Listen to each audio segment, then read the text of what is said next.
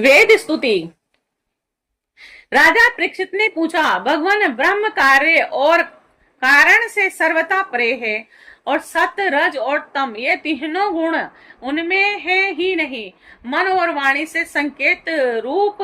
में भी उनका निर्देश नहीं किया जा सकता, और दूसरी ओर समस्त श्रुतियों का विषय गुण ही है, और वे जिस विषय का गुण करती हैं उनके गुण, जाति, क्रिया अथवा रूढ़ी का ही निर्देश करती है। ऐसी स्थिति में श्रुतियां निर्गुण ब्रह्मा का प्रतिपादन किस प्रकार कर सकती है?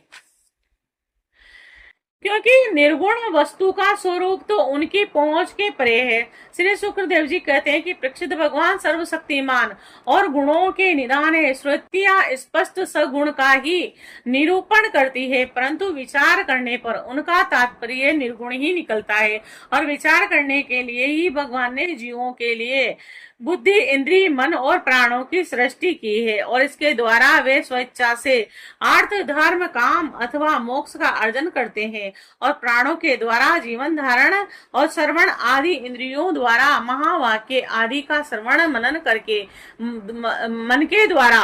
और मनन और बुद्धि के द्वारा निश्चय करने पर श्रुतियों के तात्पर्य निर्गुण स्वरूप का साक्षात्कार होता है। इसीलिए श्रुतियां सगुण का प्रतिपादन करने पर भी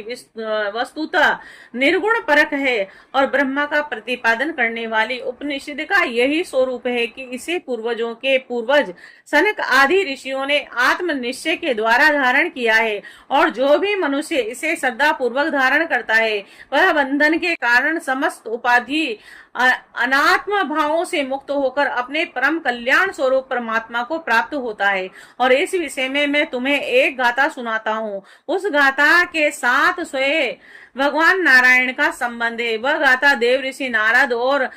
ऋषि श्रेष्ठ नारायण का संवाद है। एक समय की बात है, भगवान के प्यारे भक्त देव ऋषि नारद विभिन्न लोगों में विचरण करते हुए सनातन ऋषि भगवान नारायण का दर्शन करने के लिए बद्रिकाश्रम गए, और भगवान नारायण मनुष्य के अभुदय और लौकिक कल्याण, परम निश्चय, भगवत स्वरूप अथवा मोक्ष की प्राप्ति के लिए इस भारत वर्ष में कल्प के आरंभ से ही धर्म, ज्ञान और संयम के साथ महान तपस्या कर रहे थे। परीक्षित, एक दिन वह कलाप ग्राम वासी सिद्ध ऋषियों के बीच बैठे हुए थे, और उस समय नारद जी ने उन्हें प्रणाम करके बड़ी नम्रता से यही प्रश्न पूछा जो तुम मुझसे पूछ रहे हो। भगवान नारायण ने ऋषियों की उस बड़ी सभा में नारद जी को उनके प्रश्न का उत्तर दिया, और वह कथा सुनाई जो पूर्वकालीन जन लोक निवासियों में परस्पर वेदों के तात्पर्य और ब्रह्मा के स्वरूप के संबंध में विचार करते समय कही गई थी। भगवान नारायण ने कहा कि नारद जी, प्राचीन काल की बात है कि एक बार जन लोक में वहां रहने वाले ब्रह्मा के मानस पुत्र नैष्टिक ब्रह्मचारी सनक, सनंदन, सनातन और परम ऋषियों का ब्रह्म शस्त्र, ब्रह्म विषयक विचारक प्रवचन हुआ। उस समय तुम मेरी श्वेत दीपाधिपति अनिरुद्ध मूर्ति का दर्शन करने के लिए श्वेत द्वीप चले गए थे, और उस समय वहां उस ब्रह्मा के संबंध में बड़ी सुंदर चर्चा हुई थी, और इसके विषय में श्रुतियां भी मौन धारण कर लेती हैं, और स्पष्ट वर्णन न करके तात्पर्य रूप से लक्षित कराती हुई उसी में सो जाती है। और उस ब्रह्म शस्त्र में यही प्रश्न उपस्थित किया गया था जो तुम मुझसे पूछ रहे हो। सनक, सनंदन, सनातन, सनत कुमार ये चारों भाई शास्त्रीय ज्ञान, तपस्या और शील स्वभाव में समान हैं, और उन लोगों की दृष्टि में शत्रु, मित्र, उदासीन एक से हैं, और फिर भी उन्होंने अपने में से सनंदन को तो वक्ता बना लिया, और शेष भाई सुनने के इच्छुक बनकर बैठ गए। और सनंदन जी ने कहा कि जिस प्रकार प्रातः काल होने पर सोते हुए सम्राट को जगाने के लिए अनुजीवी बंदीजन उसके पास आते हैं और सम्राट के पराक्रम और सुयश का गान करके उसे जगाते हैं, वैसे ही जब परमात्मा अपने बनाए हुए संपूर्ण जगत को अपने में लीन करने के लिए अपनी शक्तियों के सहित सोए रहते हैं, तब प्रलय के अंत में श्रुतियां उनका प्रतिपादन करने वाले वचनों से उन्हें इस प्रकार जगाती हैं। श्रुतियां कहती हैं कि अर्जित आप ही श्रेष्ठ हैं और आप पर कोई विजय प्राप्त नहीं कर सकता। आपकी जय हो प्रभु, आप स्वभाव से ही समस्त ऐश्वर्यों से पूर्ण हैं और इसीलिए चराचर प्राणियों को फंसाने वाली माया का नाश कर दीजिए। प्रभु, गुणमय माया दोष के लिए जीवों के आनंदमय सहज स्वरूप का आच्छादन करके उन्हें बंधन में डालने के लिए सत्व आदि गुणों को ग्रहण किया है और जगत में जितनी भी साधना ज्ञान क्रिया आदि शक्तियां हैं उन सबको जगाने वाला आप ही हैं और इसीलिए आपके मिटाए बिना यह माया मिट नहीं सकती। और इस विषय में यदि प्रमाण है, यद्यपि यह आपका स्वरूप वर्णन करने में असमर्थ है, परंतु जब कभी आप माया के द्वारा जगत की सृष्टि करके सगुण हो जाते हैं या उसको निषेध करके स्वरूप की स्थिति लीला करते हैं अथवा अपना सचिदानंद स्वरूप श्री विग्रह प्रकट करके क्रीड़ा करते हैं, तभी हम यत्किंत आपका वर्णन करने में समर्थ होते हैं। इसमें संदेह नहीं है कि हमारे द्वारा इंद्र वरुण आदि देवताओं का भी वर्णन किया गया है, परंतु हमारी श्रुतियों के सारे मंत्र अथवा सभी मंत्र दृष्टा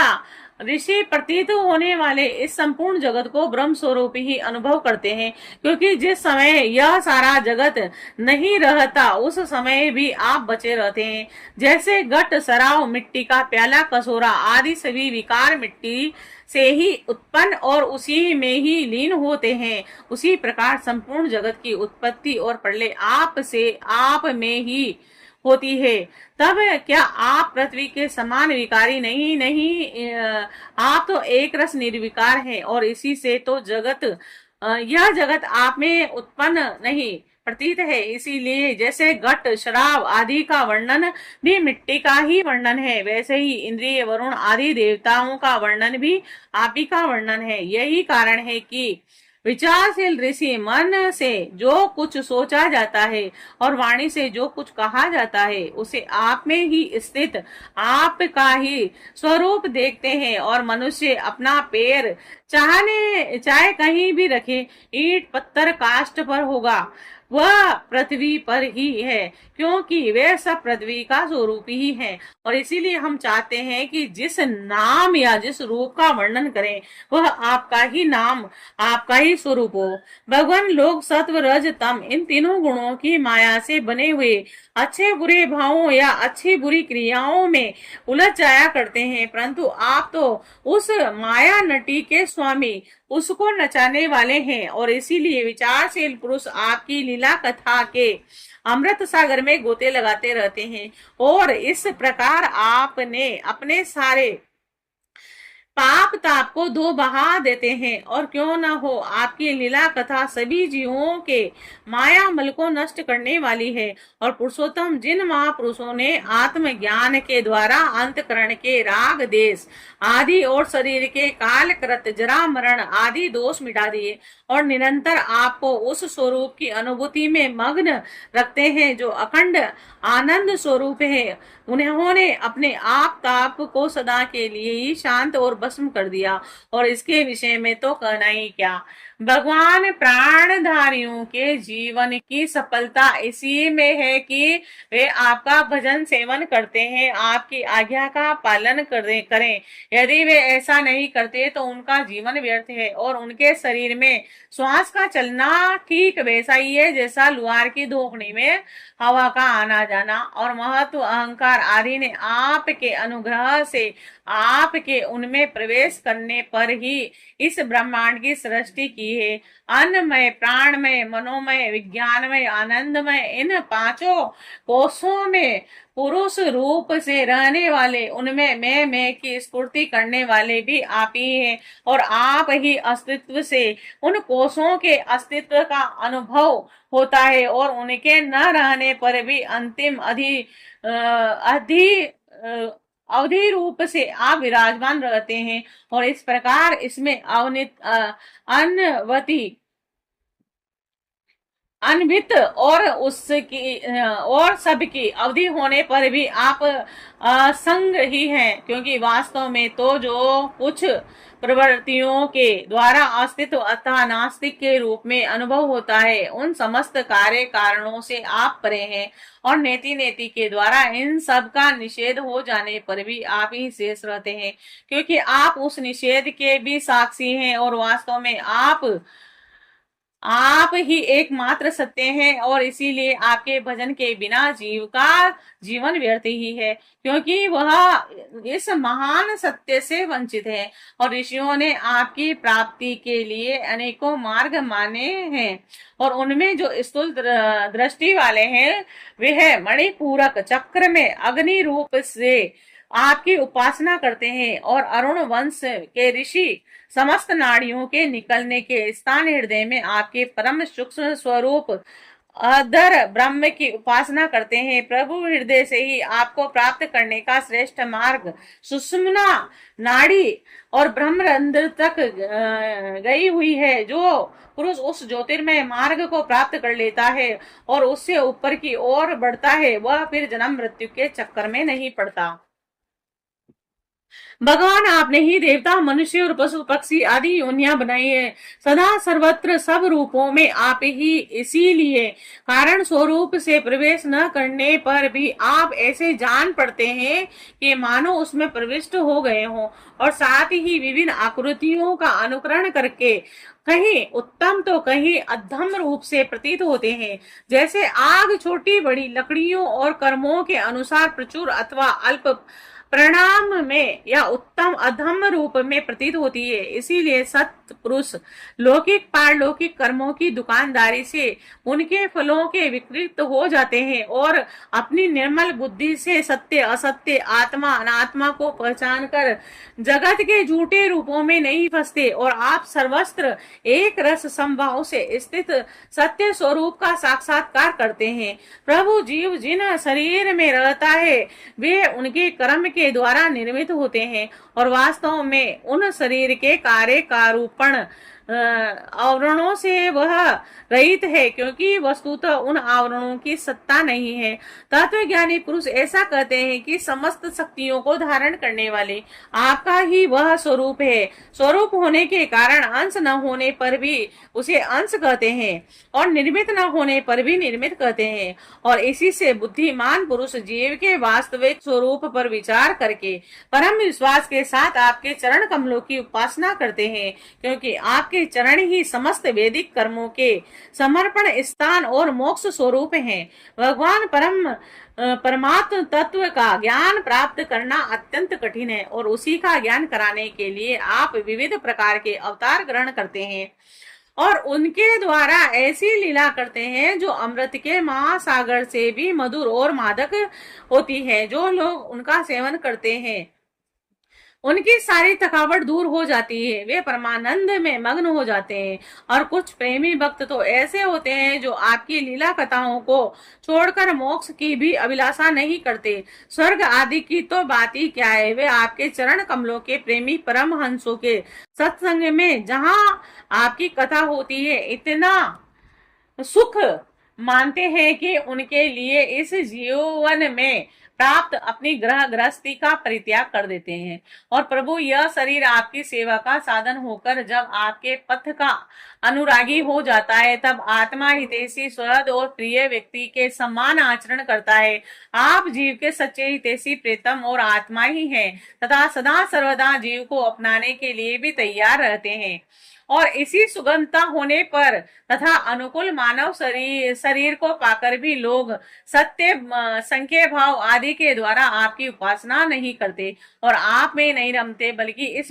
विनाशी और असत्य शरीर तथा उसके संबंधियों में ही रमे जाते हैं और उनकी ही पालना करने लगते हैं, और इस प्रकार अपने आत्मा का हनन करते रहते हैं और उसे अधोगति में पहुंचाते हैं। भला यह कितने कष्ट की बात है कि फल यह होता है कि उसकी सारी वृत्तियां सारी वासनाएं शरीर आदि में लग जाती है और फिर उनके अनुसार उनको पशु पक्षी आदि के न जाने कितने बुरे शरीर ग्रहण करने पड़ते हैं और इस प्रकार अत्यंत वैवाहिक जन्म मृत्यु रूप संसार में भटकना पड़ता है। बड़े बड़े विचारशील योगी यति अपने प्राण मन और इंद्रियों को वश में करके दृढ़ योग अभ्यास के द्वारा हृदय को आपकी उपासना करते हैं, परंतु आश्चर्य की बात तो यह है कि उन्हें जिस पद की प्राप्ति होती है उसी की प्राप्ति उन शत्रुओं को भी हो जाती है जो आपस से आपसे भेदभाव रखते हैं, क्योंकि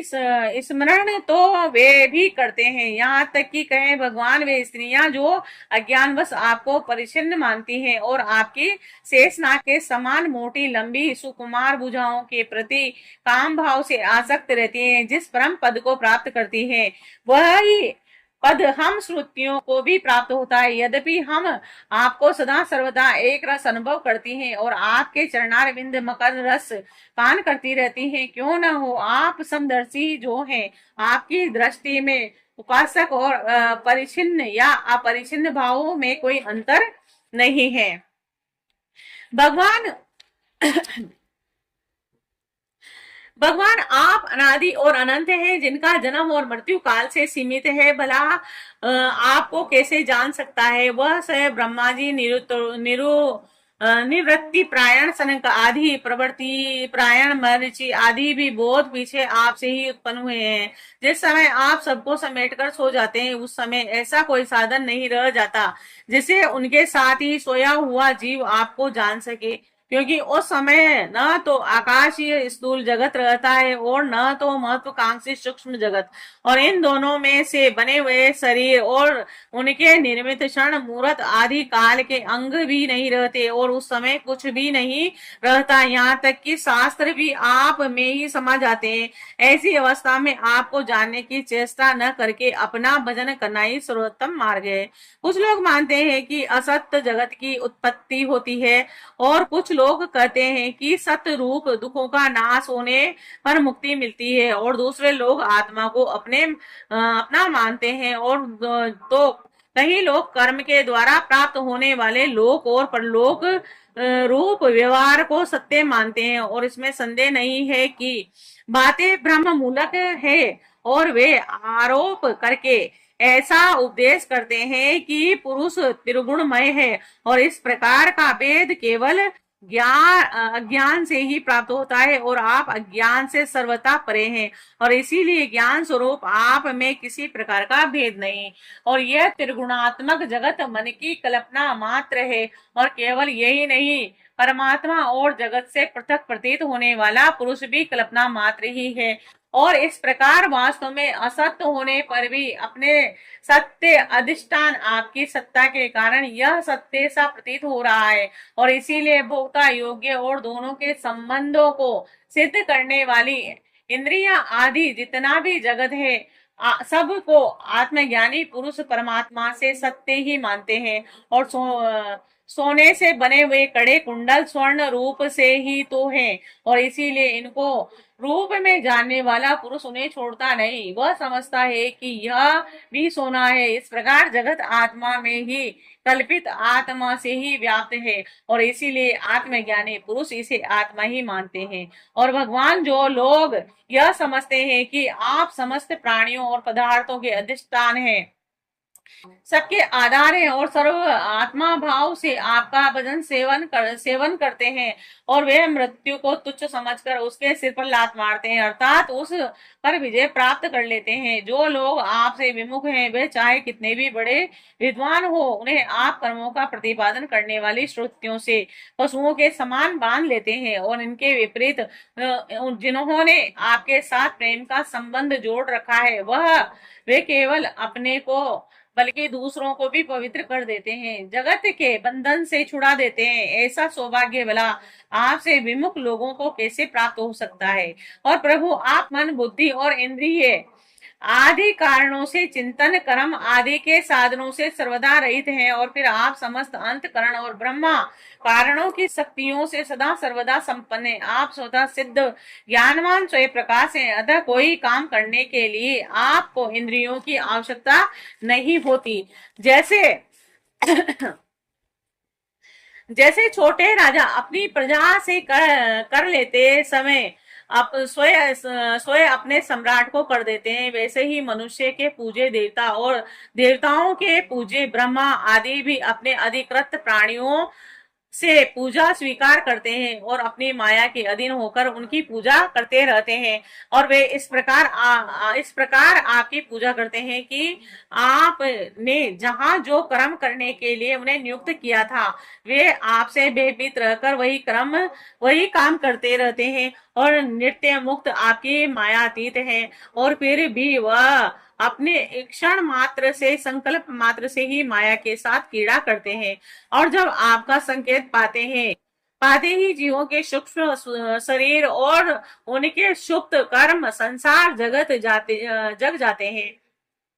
संस्कार जग जाते हैं और चराचर प्राणियों की उत्पत्ति होती है। प्रभु आप परम दयालु हैं। आकाश के समान सब में सम होने के कारण न तो कोई आपका अपना है न कोई पराया, और वास्तव में तो आपके स्वरूप में मन और वाणी की गति ही नहीं है।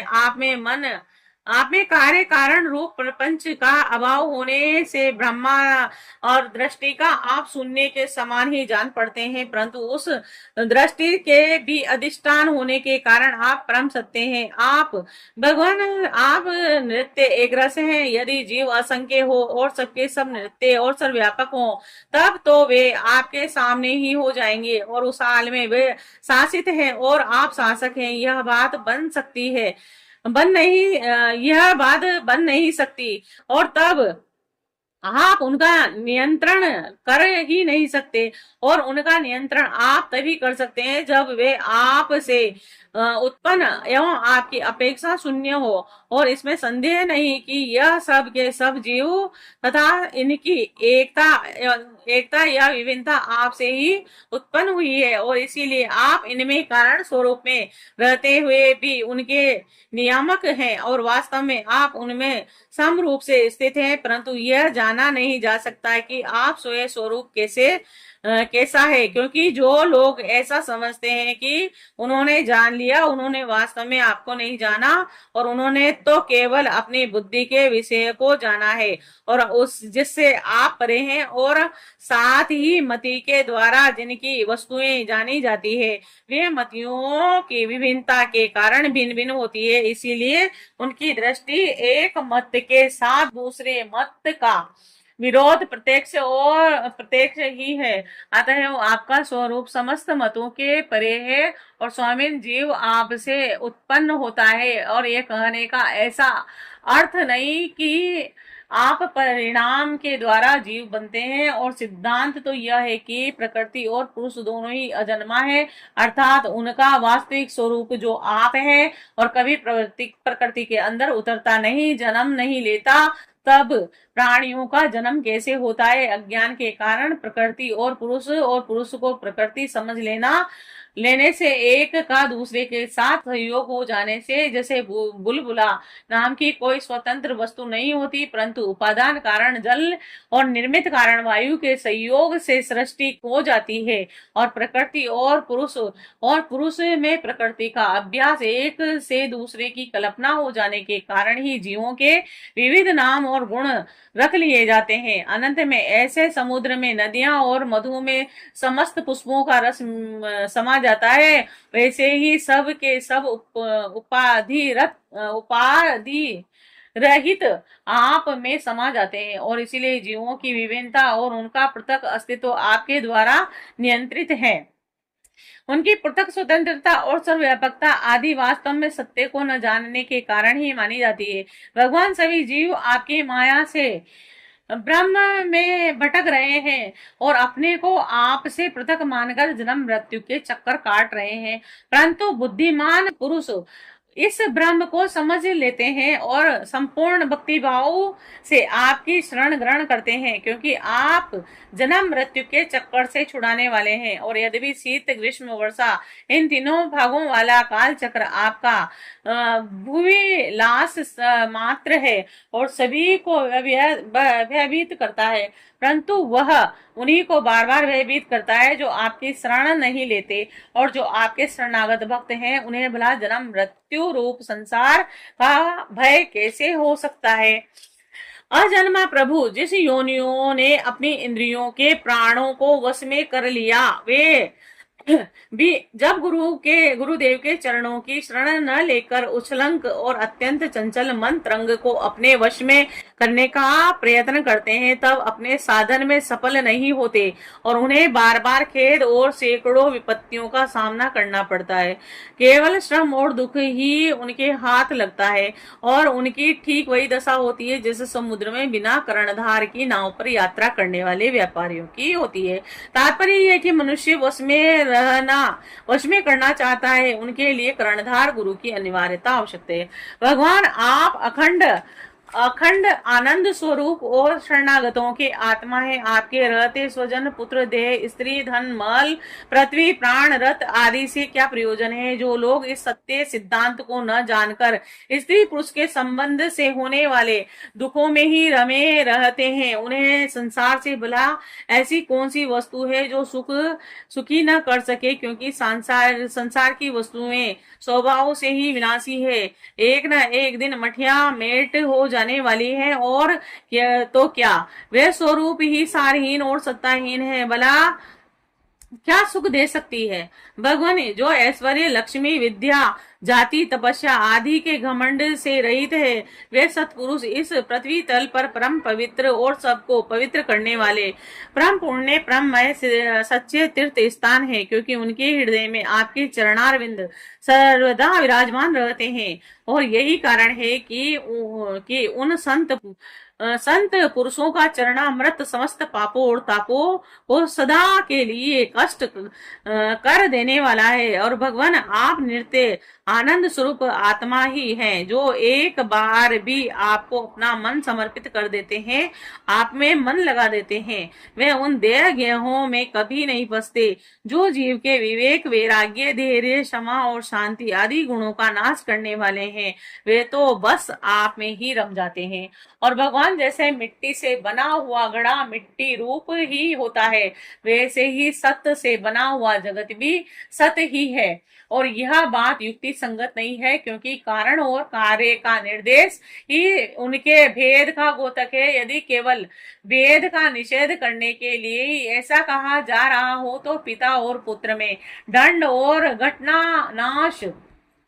में कारण कार्य भाव होने पर भी वह एक दूसरे में भिन्न है। और इस प्रकार कार्य कारण की एकता सर्वत्र एक सी नहीं देखी जाती। यदि कारण शब्द में निर्मित कारण न लेकर केवल उपादान कारण लिया जाए, जैसे कुंडल का सोना, तो भी कई कई कार्य की असत्यता प्रमाणित होती है। जैसे रस्सी में सांप, यहाँ उपादान कारण के सत्य होने पर भी उसका कार्य सर्वथा असत्य है। यदि कहा जाए कि प्रतीत होने वाले सर्प का उपादान कारण केवल रस्सी नहीं है, उसके साथ अविद्या का भ्रम का मेल भी है, तो यह समझना चाहिए कि अविद्या और सत्य वस्तुओं के संयोग से ही इस जगत की उत्पत्ति हुई है। और इसीलिए जैसे रस्सी में प्रतीत होने वाला सर्प मिथ्या है, वैसे ही सत्य वस्तुओं में अविद्या के संयोग से प्रतीत होने वाला नाम रूप मात्र जगत भी मिथ्या ही है। यदि केवल व्यवहार की सिद्धि के लिए ही जगत की सत्ता अभिष्ट है, तो उसमें कोई आपत्ति नहीं, क्योंकि वह पारमार्थिक सत्य न होकर केवल व्यवहारिक सत्य है। और यह ब्रह्म व्यवहारिक जगत में माने हुए काल की दृष्टि से अनादि है। अज्ञानी जन बिना विचार किए पूर्व के ब्रह्म से प्रेरित होकर अंधकार परंपरा से इसे मानते चले आ रहे हैं। और ऐसी स्थिति में कर्म फल को सत्य बतलाने वाले श्रुतियां केवल उन्हीं लोगों को भ्रम में डालती हैं जो कर्म में जड़ हो रहे हैं और यह नहीं समझते कि उनका तात्पर्य कर्म फल की नियतता बदलाने में नहीं, बल्कि उनकी प्रशंसा करके उन कर्मों को लगाने में है। भगवान वास्तविक बात तो यह है कि यह जगत उत्पत्ति के पहले नहीं था और प्रलय के बाद भी नहीं रहेगा। और इसमें यह सिद्ध होता है कि यह बीच में ही एक रस परमात्मा में मिथ्या ही प्रतीत हो रहा है। और इसी से हम श्रुतियां इस जगत का वर्णन ऐसी उपमा देकर करती हैं कि जैसे मिट्टी का घड़ा लोहे में और शस्त्र सोने में और सोने में कुंडल आदि नाम मात्र है। वास्तव में मिट्टी लोहा सोना ही है, वैसे ही परमात्मा में वर्णित जगत नाम मात्र है और सर्वथा मिथ्या और मन की कल्पना है, और जिसे नासमझ मूर्ख ही सत्य मानते हैं। और भगवान जब जीव माया से मोहित होकर अविद्या को अपना लेता है, उस समय उसके स्वरूप भूत आनंदित गुण ढक जाते हैं, और वह गुण जन्य वृत्ति इंद्रियों देहों में फंस जाता है तथा उन्हीं को अपना आपा मानकर उनकी सेवा करने लगता है, और अब उनकी जन्म मृत्यु में अपनी जन्म मृत्यु मानकर उनके चक्कर में पड़ जाता है। और प्रभु जैसे सांप अपनी कुचेल से कोई संबंध नहीं रखता, उसे छोड़ देता है, वैसे ही आप माया अविद्या से कोई संबंध नहीं रखते, उसे सदा सर्वदा छोड़े रहते हैं, और इसी से आपका संपूर्ण ऐश्वर्य सदा सर्वदा आपके साथ रहते हैं। अणिमा आदि अष्ट सिद्धियों से युक्त परम ऐश्वर्य में आपकी स्थिति है, और इसी से आपका ऐश्वर्य धर्म यश श्री ज्ञान वैराग्य अपरिसीमित है, अनंत है। वह देश काल वस्तुओं की सीमा से आबद्ध नहीं है। और भगवान यदि मनुष्य योगी यति होकर भी अपने हृदय की विषय वासनाओं को उखाड़ नहीं फेंकते, तो उन असाधकों के लिए आप हृदय में रहने पर भी वैसे ही दुर्लभ है जैसे कोई अपने गले में मणि पहने हुए हो, परंतु उनकी याद न रहने पर उसे ढूंढता फिरे इधर उधर। और जो साधक अपनी इंद्रियों को तृप्त करने में लगे रहते हैं, विषयों में विरक्त नहीं होते, उन्हें जीवन भर और जीवन के बाद भी दुख ही दुख भोगना पड़ता है, क्योंकि वे साधक नहीं दम्भी हैं। और एक तो अभी उन्हें मृत्यु से छुटकारा नहीं मिला है, लोगों को रिझाने, धन कमाने आदि के क्लेश उठाने पड़ते हैं, और दूसरे आपका स्वरूप न जानने के कारण अपने धर्म और कर्म का उल्लंघन करने से परलोक में नरक आदि प्राप्त होने का भय भी बना रहता है। भगवान आपके वास्तविक स्वरूप को जानने वाला पुरुष आपके दिए हुए पुण्य पाप कर्म फल सुख और दुखों को नहीं जानता और नहीं भोगता, वह भोग्य और भोक्तापन के भाव से ऊपर उठ जाता है, और उस समय विधि निषेध के प्रतिपादक शास्त्र भी उनसे निवृत्त हो जाते हैं, क्योंकि देहाभिमानियों के लिए उनकी ओर तो ध्यान ही नहीं जाता। और जिसे आपके स्वरूप का ज्ञान नहीं हुआ है, वह भी यदि प्रतिदिन आपकी प्रत्येक युग में की हुई लीलाओं का गुणगान सुनकर उनके हृदय द्वारा आपको अपने हृदय में बैठा ले, तो अनंत अकिंचित देवगुण गणों के निवास स्थान प्रभु आपका यह प्रेमी भक्त भी आप पुण्य के फल सुख दुखों और विविध निषेधों से अतीत हो जाता है, क्योंकि आप ही उनकी मोक्ष स्वरूप गति है। परंतु इन ज्ञानी प्रेमियों को छोड़कर और सभी शास्त्र बंधन में हैं तथा वे उसका उल्लंघन करने पर दुर्गति को प्राप्त होते हैं। भगवान स्वर्ग आदि लोकों के अधिपति इंद्र ब्रह्मा और प्रभुति भी आपकी था और आपका पार न पा सके, और आपकी ऐश्वर्य बात को यह है कि आप भी उसे नहीं जानते, क्योंकि जब अनंत है ही नहीं तब कोई जानेगा कैसे। प्रभु जैसे आकाश में हवा धूल के नन्हे नन्हे कण उड़ते रहते हैं, वैसे ही आप में काल के वेग से अपने से ऊपर उत्तरोत्तर 10 गुने 7 आवरणों के सहित असंख्य ब्रह्मांड एक साथ ही घूमते रहते हैं। तब भला आपकी सीमा कैसे मिले? और हम श्रुतियां भी आपके स्वरूप का साक्षात वर्णन नहीं कर सकती, और आपके अतिरिक्त वस्तुओं का निषेध करते करते अंत में अपना भी निषेध कर लेती हैं, और आप में ही अपनी सत्ता खोकर सफल हो जाती है। भगवान नारायण ने कहा, देव ऋषि इस प्रकार सनक आदि ऋषियों ने आत्मा और ब्रह्मा की एकता बतलाने वाले उपदेश सुनकर आत्म स्वरूप को जानना और नित्य सिद्ध होने पर भी इस उपदेश से कृत्य से होकर उन लोगों ने सनंदन की पूजा की, और नारद सनकादि ऋषि और सृष्टि के आरंभ में उत्पन्न हुए, अतएव वे सबके पूर्वज हैं। और उन आकाशगामी महात्माओं ने इस प्रकार समस्त वेद पुराण उपनिषदों का रस निचोड़ लिया है, और यह सबका सार सर्वत्र है। देव ऋषि तुम भी उन्हीं के समान ब्रह्मा के मानस पुत्र हो और उनकी ज्ञान संपत्ति के उत्तराधिकारी हो, और तुम भी श्रद्धा के साथ इस ब्रह्म आत्म विद्या को धारण करो और स्वच्छंद भाव से पृथ्वी में विचरण करो, और ये विद्या मनुष्यों की समस्त वासनाओं को भस्म कर देने वाली है। और श्री शुक्रदेव जी कहते हैं कि परीक्षित, देव ऋषि नारद बड़े संयमी, ज्ञानी, पूर्ण काम और नैष्ठिक ब्रह्मचारी हैं, और वे जो कुछ सुनते हैं उन्हें उनकी धारणा हो जाती है। भगवान नारायण उन्हें इस प्रकार उपदेश किया, तब उन्होंने बड़ी श्रद्धा से उसे ग्रहण किया और उनसे कहा कि देव ऋषि नारद ने कहा कि भगवान, आप सच्चिदानंद स्वरूप श्री कृष्ण है, आपकी कीर्ति परम पवित्र है, आप समस्त प्राणियों के परम कल्याण है, मोक्ष के लिए कमनीय है, कला अवतार धारण किया हुआ है, मैं आपको नमस्कार करता हूँ। और परीक्षित, इस प्रकार महात्मा देव ऋषि नारद आदि ऋषि भगवान नारायण को और अपने शिष्यों को नमस्कार करके स्वयं मेरे पिता कृष्ण देव व्यापन के आश्रम पर गए, और भगवान वेद व्यास ने उनका यथोचित सत्कार किया। वे आसन स्वीकार करके बैठ गए, और इसके बाद देवर्षि नारद ने जो कुछ भगवान नारायण के मुंह से सुना था वह सब कुछ मेरे पिताजी को कह सुनाया। राजन, इस प्रकार मैंने तुम्हें बतलाया, और मनवाणी से अगोचर और समस्त प्राकृत गुणों से रहित परब्रह्म परमात्मा का वर्णन श्रुतियां किस प्रकार करती है, और उनसे मन का कैसे प्रवेश होता है, और यही तो तुम्हारा प्रसन्नता परीक्षित भगवान ही इस प्रसन्न का संकल्प करते हैं, और तथा उसके आदि, मध्य और अंत में स्थिर रहते हैं, और वे प्रकृति और जीवों के दोनों के स्वामी हैं, और उन्होंने ही इसकी सृष्टि करके जीव के साथ उसमें प्रवेश किया है, और शरीर का निर्माण करके वे ही उनका नियंत्रण करते हैं। और जैसे गाढ़ निद्रा सुसुप्ति मग्न पुरुष अपने शरीर का अनुसंधान छोड़ देता है, वैसे ही भगवान को पाकर यह जीव माया से मुक्त होकर हो जाता है। भगवान ऐसे विशुद्ध केवल चित्र मात्र तत्व है, चिंता मात्र तत्व है कि उसके जगत के कारण माया अथवा प्रकृति का रति भर भी अस्तित्व नहीं है, और वे ही वास्तव में अभय स्थान, और उनका चिंतन निरंतर करते रहना चाहिए। श्री कृष्ण श्री राधे, श्री कृष्ण श्री राधे।